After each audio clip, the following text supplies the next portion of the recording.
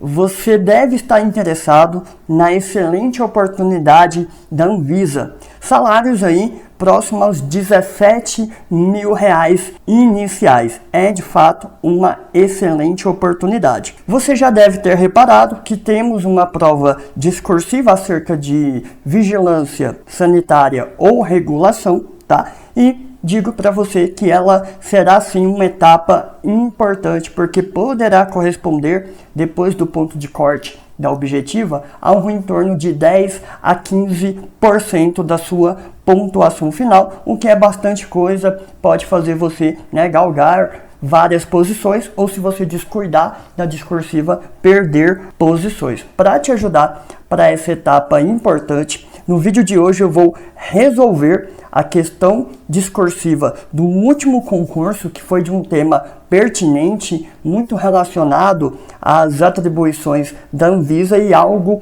parecido pode se repetir. Então, muita atenção a essa resolução, porque eu vou trazer também, ao longo desse vídeo objetivo, dicas e estratégias e também um passo a passo para você gabaritar a prova discursiva da Anvisa. Para quem ainda não me conhece, eu sou o Diego Souza, sou professor de Química e também da parte de controle de qualidade e discursivas aqui na Científica, além de perito criminal. Então a gente vai junto neste vídeo cheio de dicas, estratégias e com a última prova resolvida. Vamos nessa? De início, eu gostaria de passar dicas e estratégias objetivas para você gabaritar a prova discursiva. A primeira que eu botei no slide para vocês é: seja objetivo e concentre-se em responder os pontos solicitados, os aspectos solicitados. Você trazer informações que não foram pedidas, isso é ruído para o seu texto e não agrega no aumento da sua pontuação. O segundo aí é: redija sua resposta seguindo a norma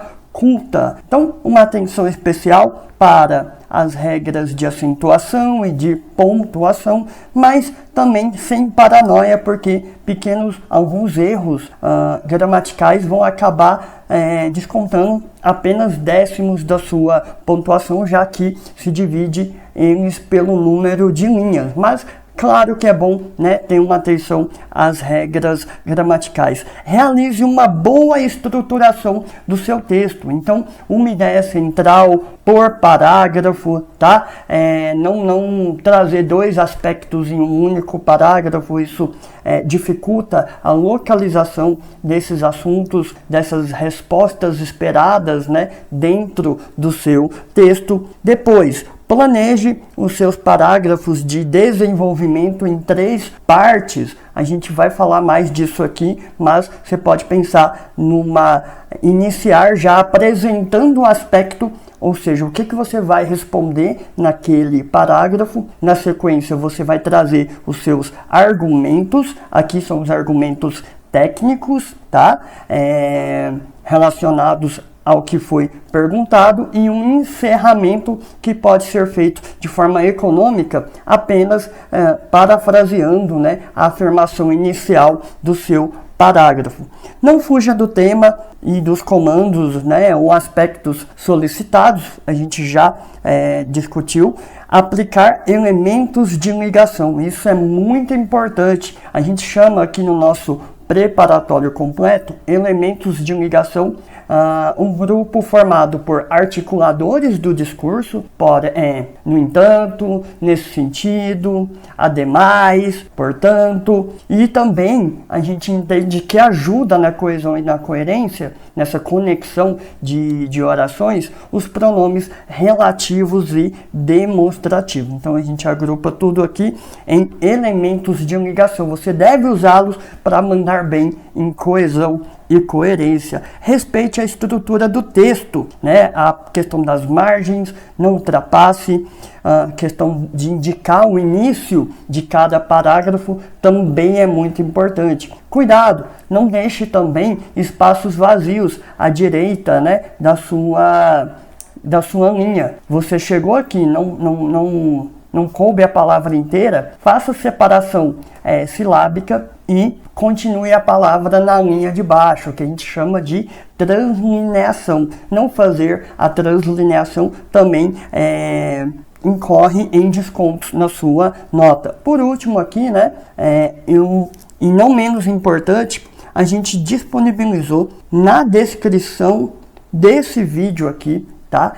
Um e-book gratuito com mais dicas e estratégias voltadas para o seu concurso. Então, ao final dessa aula, não deixe de baixar este e-book gratuito. Vamos então falar um pouquinho sobre a estrutura do estudo de caso, que é uma das possibilidades para o seu concurso. Bem, o estudo de caso, ele lembra, pelo menos do ponto de vista estrutural, uma redação, porque ele tem introdução e tem conclusão, mas cuidado, introdução e conclusão aqui não cumprem a mesma função que numa redação. Aqui não há posicionamento. A introdução, numa questão do tipo estudo de caso, que traz uma situação hipotética, você vai usar a introdução para fazer um breve resumo da situação hipotética apresentada no enunciado, tá? Dica: traga para o seu resumo aquelas informações que mais se comunicam com os aspectos que você vai desenvolver, que você vai responder nos parágrafos de desenvolvimento. Beleza? Dito isso, pessoal, a gente vai então para os parágrafos de desenvolvimento. A gente vai ver na prática como é essa estrutura daqui a pouco, tá? Com uma questão, um exemplo prático. Mas vamos aqui no desenvolvimento. Cada parágrafo do desenvolvimento pode ser enxergado em 3 partes. Você já inicia apresentando o seu aspecto. Qual é o bizu aqui? Já começa dizendo para o corretor o que você vai responder nesse parágrafo. Não vai deixar dúvida que você respondeu o aspecto A. Não vai deixar dúvida isso que você respondeu o aspecto B no próximo parágrafo do desenvolvimento e por aí vai, tá? Então já começa apresentando o seu aspecto. Em seguida, você vai trazer os seus argumentos, aqui a argumentação técnica, tá? Que a gente chama. Então, as definições, as citações, vai trazer aqui dentro para essa parte do meio do parágrafo. E aí, finalmente, você vai fazer o encerramento do parágrafo. Não é obrigatório, sobretudo no texto dissertativo expositivo, como é o estudo de caso. Então, esse encerramento do parágrafo não é obrigatório. Uma forma econômica de você cumprir isso é parafraseando, né, a ideia inicial, a afirmação inicial que você fez neste parágrafo. O número de parágrafos do desenvolvimento vai depender do número de aspectos solicitados para você desenvolver, beleza? Sugestão: um aspecto por parágrafo, via de regra, a não ser que tenha um aspecto muito grande, você sinta a necessidade de dividi-lo em 2, mas se você tiver 2 aspectos curtos, eu não recomendo que você junte os 2 em um único parágrafo, porque isso dificultará a localização da resposta de cada aspecto pelo examinador, pelo corretor, e aí ele pode acabar debitando indevidamente uma nota sua de algo que você respondeu e ele não encontrou, e depender de recurso para reverter alguma injustiça é algo arriscado. Então, minha sugestão: aspecto curto, deixa como um parágrafo menor, não vai ter problema para sua estruturação, sua pontuação. Dito isso, terminei o desenvolvimento, que é a parte que mais carrega pontuação para minha nota. Vou para a conclusão. No estudo de caso, no texto expositivo, a conclusão é simplesmente uma síntese dos encaminhamentos dos parágrafos de desenvolvimento. E a gente já vai ver isso daqui a pouco.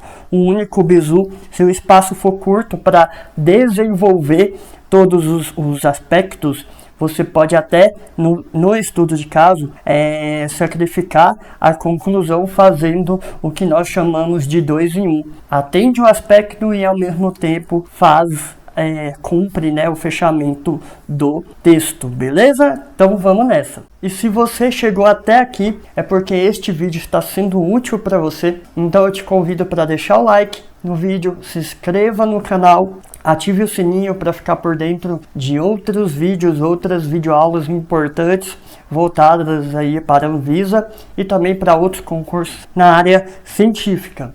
E também convido você, ao final do vídeo, a conferir, a baixar o nosso e-book gratuito com mais dicas e estratégias para você gabaritar a discursiva no concurso da Anvisa. Vamos então para a resolução da questão discursiva do último concurso da Anvisa, um tema que eu acho bem pertinente em relação às atribuições da Anvisa, então algo próximo disso também pode se repetir no próximo concurso, então tenho certeza que discutir essa questão vai ajudar vocês também para a prova que se aproxima. Antes de eu entrar, de fato aqui na questão, só queria pontuar que a forma que você vai enxergar a questão aqui é como os nossos alunos têm em mãos todas as questões anteriores que se relacionam a temas importantes para a Anvisa e também o mesmo formato para todas as questões inéditas, que é uma resposta completa, fundamentada no nosso esquema de cores para você perceber cada pedacinho que você precisa cumprir nos parágrafos de desenvolvimento, tá? Para quê? Para que você, de tanto ver esse padrão de repetição, consiga reproduzir isso com facilidade, com naturalidade nos seus treinos e também no dia da sua prova. Além de ter ali informações de referência para você, ir aumentando ali o seu repertório, o seu conhecimento técnico acerca desses tópicos quentes, que a gente acredita para a próxima prova. Então vamos aqui para a questão do último concurso, que trazia o seguinte: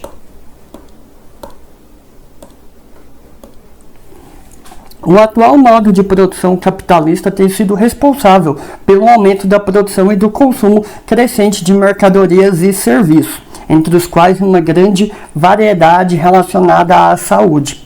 A regulação é uma das funções dos sistemas de saúde e está atrelada à função estatal de ordenar e mediar a relação de produção-consumo de bens, recursos, serviços e produtos de interesse da saúde. Ponto. Aí vem, por que eu destaquei em negrito? Porque é bem aqui que ele vai dizer o que ele quer para a sua resposta. Identifique e comente as principais ações regulatórias realizadas pelo Estado brasileiro na vigilância sanitária. Bem, a gente precisa diferenciar, a fiscalização da regulação. Regulação é definir leis, normas, resoluções, critérios para serem atendidos, Então, a gente tinha que evidenciar um pouco mais a questão regulatória em detrimento da fiscalizatória. É óbvio que a Anvisa tem papel central nisso, mas a gente pode citar também o Ministério da Saúde na definição de políticas, até mesmo o Legislativo, quando aprova uma lei federal maior que vai ser devidamente regulamentada por meio, por exemplo, de uma resolução, tá? Então veja que a gente tinha que citar tudo isso. Óbvio, aqui era muito importante também citar o Sistema Nacional de Vigilância Sanitária, que é coordenado pela Anvisa, mas também tem ali como participantes as vigilâncias sanitárias estaduais e municipais e também os laboratórios oficiais, os laboratórios de saúde pública que existem tanto na esfera federal, estadual e municipal. Beleza? Então a gente ia trazer tudo isso de forma organizada para a nossa resposta.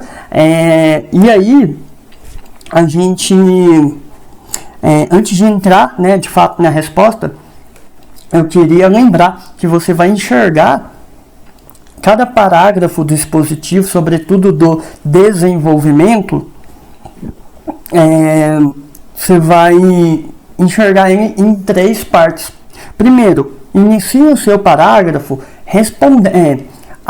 indicando para o corretor o que você vai responder naquele parágrafo, tá? Você já começa falando, olha, aqui eu vou responder sobre isso, porque aí você não deixa dúvida do que você de que você realmente está respondendo tudo que está sendo perguntado no enunciado, beleza? Tudo está sendo pedido.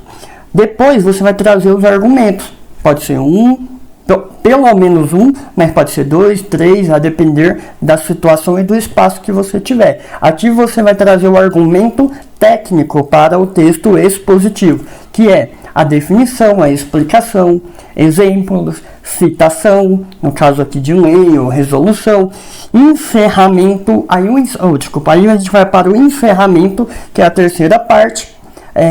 Essa parte não é obrigatória, sobretudo no texto expositivo, que é a aposta para a sua prova. Mas você pode fazer o encerramento por meio de uma síntese do parágrafo ou por meio de uma paráfrase da afirmação inicial do próprio parágrafo, beleza? E não esqueça dos elementos de ligação. Aqui a gente chama de elementos de ligação articuladores do discurso, como porém, nesse sentido, entretanto, ainda, além disso, e por aí vai. E os pronomes relativos e demonstrativos, que também ajudam nessa conexão, né, nessa interligação de períodos e de orações. Beleza? E aí, galera, a gente vai agora de fato para a nossa resposta e proposta de resposta para a questão do último concurso.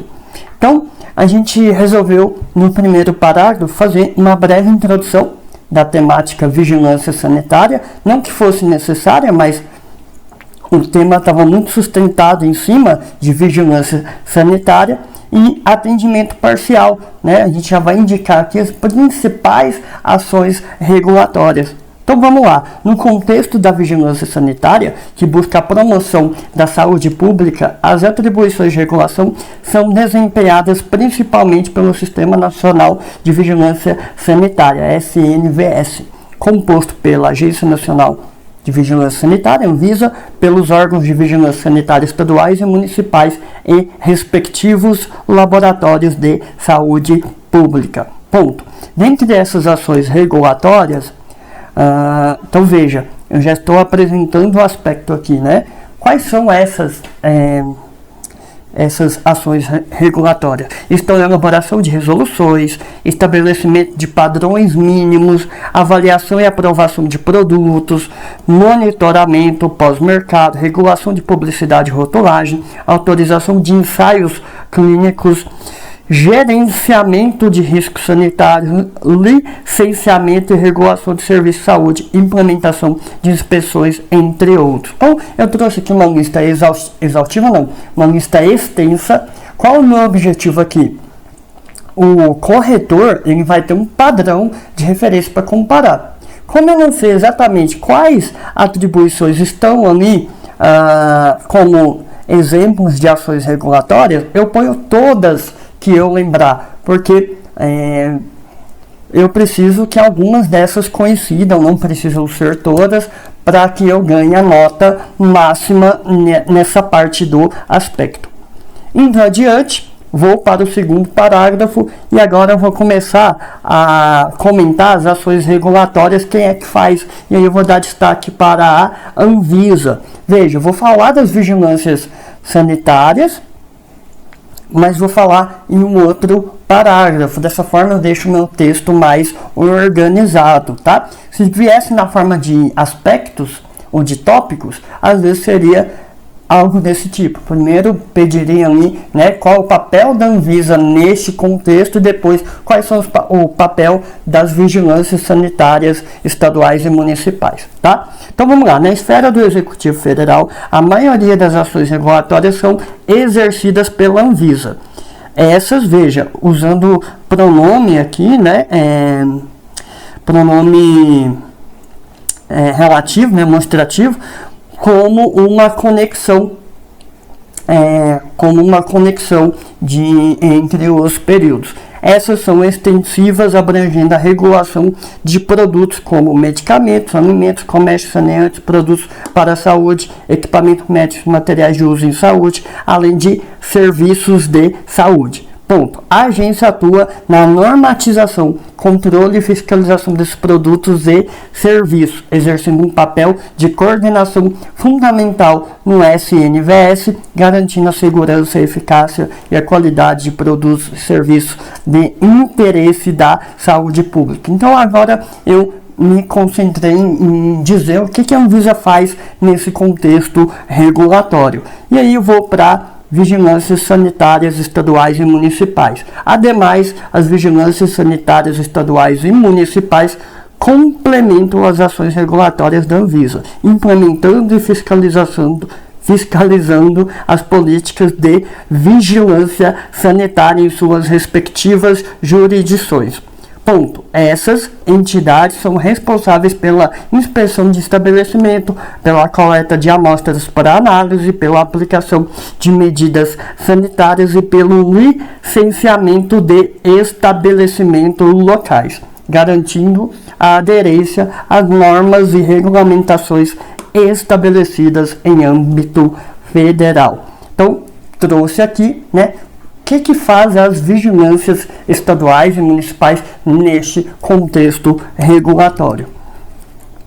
E aí, a gente foi para o nosso quarto parágrafo, onde a gente vai falar do papel do Ministério da Saúde e também do Poder Legislativo nesse aspecto regulatório. Vale lembrar ainda, veja aí, né, elemento de ligação, que o Ministério da Saúde, representando as competências da União, do governo federal, formula e implementa as políticas nacionais de saúde, incluindo a vigilância sanitária. Então, quem dita as diretrizes é o governo federal por meio do Ministério da Saúde. E isso é óbvio que tem desdobramento no âmbito regulatório da vigilância sanitária, promovendo ações de saúde pública e definindo diretrizes para o sistema de saúde no Brasil.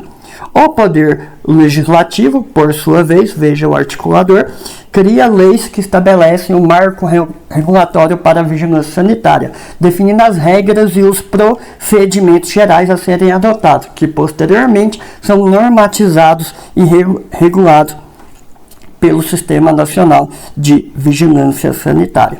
Todas as nossas questões anteriores e as inéditas vêm nesse esquema de cor para que você, né, ao final ali da preparação com a gente, reproduza esses pedacinhos de forma muito natural na sua escrita, né, aumentando sua chance de gabaritar.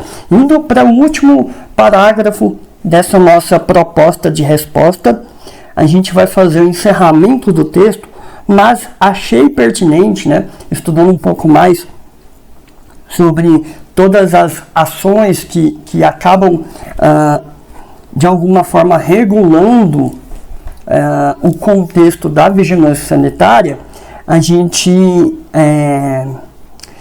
concluiu que acaba que o Poder Judiciário não é atribuição dele, mas em algumas situações acaba tendo que regular, né, o âmbito da vigilância sanitária de forma pontual em cima ali de alguma divergência, né, da falta ainda de algum regulamento, de alguma regulamentação legal, né, para resolver algumas questões de conflito. Às vezes o judiciário acaba de alguma maneira regulando de forma indireta. Então a gente comenta isso e faz o fechamento do texto. Veja, portanto, então veja, vamos começar o último parágrafo com o articulador de conclusão indicando, olha, estou terminando o meu texto. Portanto, as ações regulatórias do Estado no âmbito da vigilância sanitária envolvem uma atuação conjunta de diversos órgãos e diferentes poderes, incluindo o Poder Judiciário, que pode atuar indiretamente na regulação por meio da análise de litígios que envolvem questões da vigilância sanitária. Desta forma, este arranjo institucional busca equilibrar os interesses privados com o objetivo da saúde pública, garantindo a segurança, a eficácia e a qualidade de produtos e serviços de interesse da saúde, essencial para a proteção e promoção da saúde da população brasileira. Então, aqui a gente fez só um encaminhamento final, uma síntese aí, né, do que foi debatido no texto. Cumpriu todos esses pedacinhos, galera, pode fechar a prova discursiva, entregar, que vai ser nota 10.